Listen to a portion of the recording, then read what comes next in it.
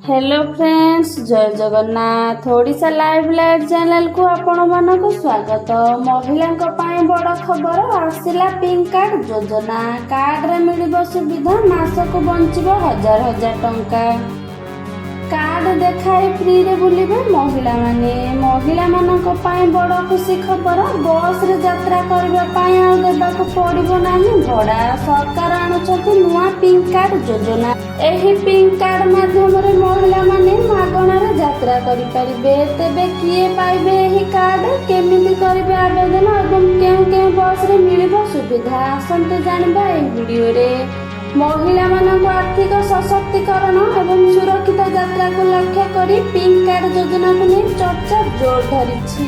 एही योजना रे महिला माने बिना भड़ारे बस रे गोटे स्थान रो अन्य स्थान को यात्रा करि परिबे। छात्री, कार्यरत महिला एवं वयस्क महिला एथरो विशेष लाभ उपकृत हेबे।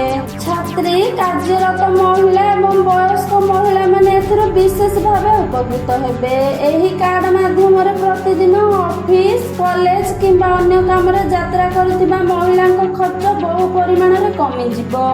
तेबे केउ माने पाइबे एही पिंक कार्ड योजना। सूचना अनुसार पश्चिमबंग राज्यर महिला बासिंदा माने एहा पाई योग्य होई पारंती। बीडीओ एसडीओ कार्यालय को जाई आवेदन करि परिबे। पिंक कार्ड आवेदन पाई आवश्यक डॉक्यूमेंट गुड़िक हैला Aadhaar card, voter card, ration card, PAN card किंबा ड्राइविंग लाइसेंस।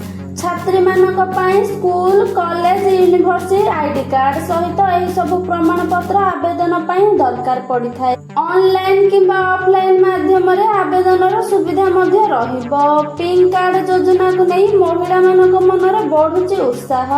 तेबे पश्चिमबंगर मुख्यमंत्री शुभेंदु अधिकारी महिला पाई एही पिंक कार्ड योजना आरंभ करिछ। एही सुविधा केवल पश्चिमबंग राज्य पाई जारी होईछि। वीडियोटी इनफॉर्मेटिव लागिथिले आपण मानक भल पाइबा स्वरूप चैनल को गोटे सब्सक्राइब करंतु। जय जगन्नाथ।